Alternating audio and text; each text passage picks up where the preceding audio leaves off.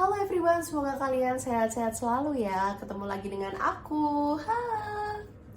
Kali ini kita akan bahas tentang milenial bisa beli rumah nggak sih? Karena kalian mungkin pernah baca berita ini atau ini. Mereka bilang katanya milenial itu sudah susah banget beli rumah. Apakah itu benar? Yuk kita simak.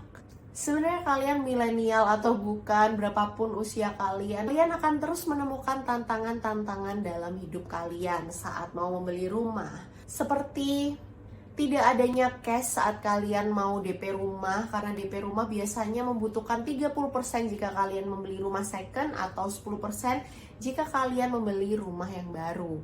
Ataupun kalian tidak sanggup cicilannya karena cicilannya di atas 5 juta sedangkan gaji kalian masih di UMR di 5 juta rupiah.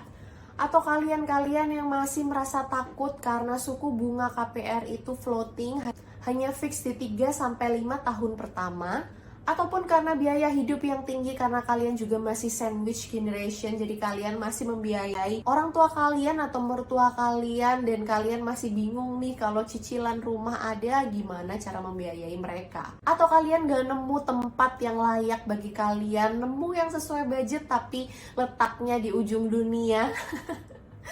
Kalian harus consider itu juga. Biasanya kita milih lokasi yang tidak terlalu jauh dan harganya yang masih masuk akal. Ataupun kalian yang diminta tinggal di rumah orang tua karena orang tua kalian sakit ataupun sudah tua, sehingga butuh kalian menjaganya. Karena hal-hal tersebut banyak banget yang nunda untuk tidak beli rumah dulu. Bahkan ngakunya emang lebih prefer nyewa, karena nyewa itu tidak terikat secara seumur hidup. Kalau kita menyicil rumah, kita akan membutuhkan waktu 20-25 tahun untuk melunasi. Tapi kalau nyewa, ketika kita butuh yang lebih besar pun kita bisa pindah rumah sewaan. Tapi memang kalau kita sudah berkeluarga dan punya momongan itu agak kurang fleksibel.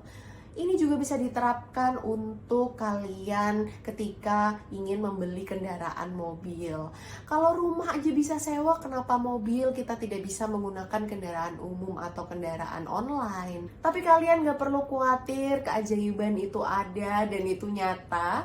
Kalau kalian suatu saat nanti menemukan rumah yang harganya masuk akal dan lokasinya juga pun bagus, tidak terlalu jauh, masih di tengah-tengah tempat kalian bekerja, kalian pastikan kalian menemukan atau melihat-lihat rumah dengan harga maksimal 5 kali gaji tahunan kalian. Kalau gaji kalian 1 bulannya 5 juta, maka di 1 tahunnya kalian punya 60 juta.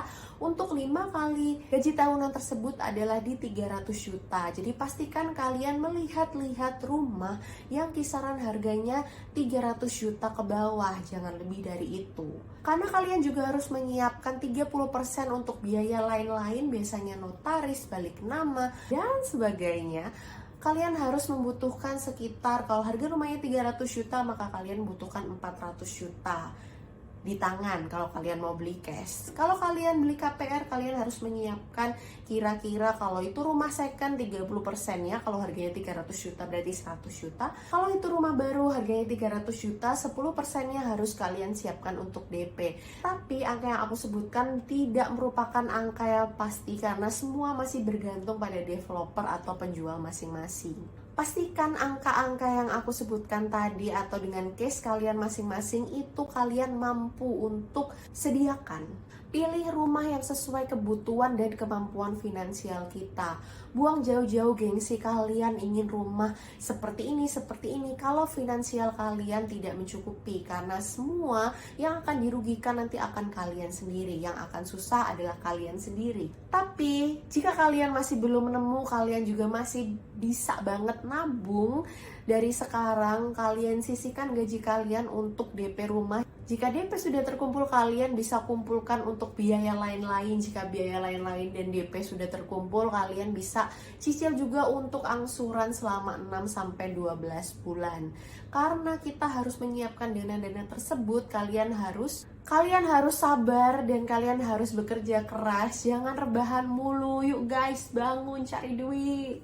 Kalau kalian juga pengen banget punya rumah, jangan lupa bikin rumah ini jadikan prioritas. Kalian print seperti apa rumah yang kalian inginkan, kalian gunting, kalian tempel di kulkas kalian tempel di dekat tempat tidur kalian tempel di pintu mau keluar kalian tempel juga di meja belajar kalian, di laptop kalian. Jadi kalian akan ingat selalu kalau kalian pengen jajan ataupun pengen nge-spend uang ke hal-hal yang belum tentu penting, kalian ingat kalau kalian punya prioritas harus ngumpulin uang rumah.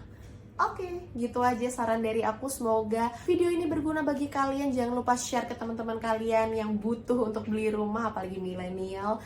See you in the next video. Bye-bye.